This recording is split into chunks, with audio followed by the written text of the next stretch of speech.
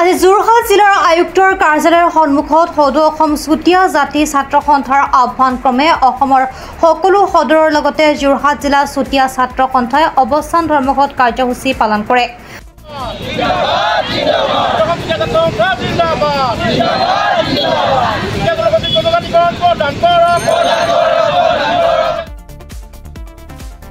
অসমৰ আদিম ভূমিপুত্ৰ চুতীয়াসকলক জনজাতিকৰণৰ মৰ্যাদা প্ৰদান, চুতীয়াসকলৰ স্বায়ত্তশাসিত পৰিষদ গঠন আৰু চুতীয়াসকলৰ প্ৰাচীন কীৰ্তিচিহ্নসমূহৰ সংৰক্ষণ আৰু সৌন্দৰ্য বৰ্ধনৰ মূল দাবীৰে আজি অৱস্থান ধৰ্মঘট কাৰ্যসূচী ৰূপায়ণ কৰা হয় বুলি জানিবলৈ দিয়ে।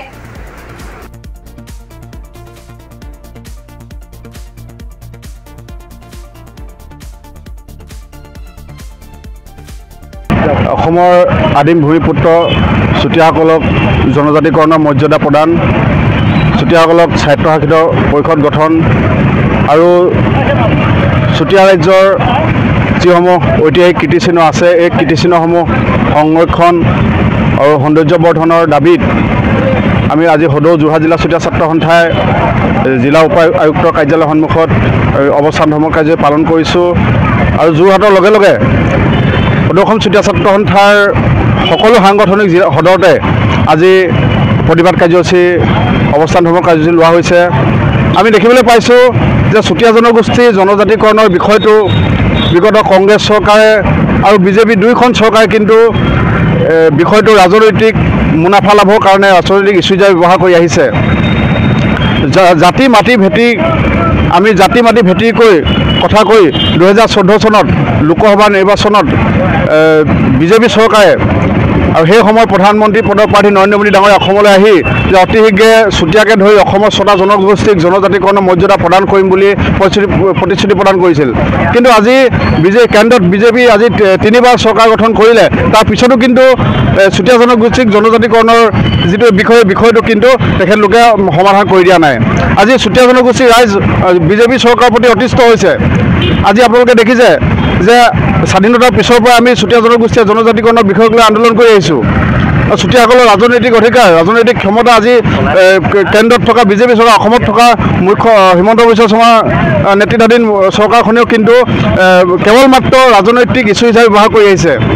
যে জনজাতিকৰণৰ বিষয়টো ৰাজ্যসভাত উত্থাপন হোৱাৰ পিছতো কিন্তু আমি ৰাজনৈতিক সদিচ্ছা আমি অভাৱ দেখিবলৈ পাইছোঁ।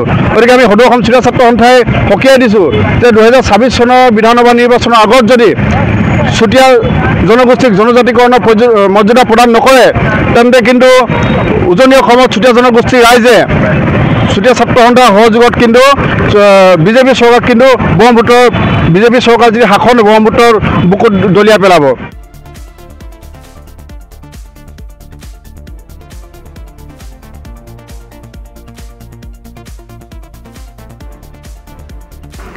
যোৰহাটৰ পৰা বিকি নিয়োগৰ ৰিপৰ্ট প্ৰাতঃ টাইম ডিজিটেল।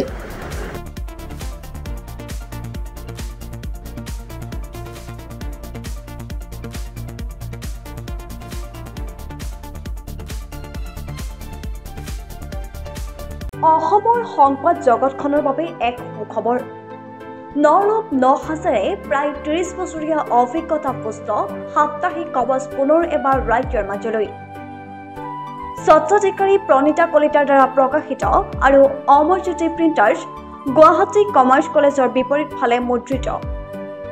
আমাৰ ঠিকনা মুখ্য কাৰ্যালয় অসম ফৰেষ্ট স্কুল, হৰিমন্দিৰ পথ, গুৱাহাটী আৰু অস্থায়ী কাৰ্যালয় কলিতা মাৰ্কেট, বিজয়নগৰ, কামৰূপ, অসম।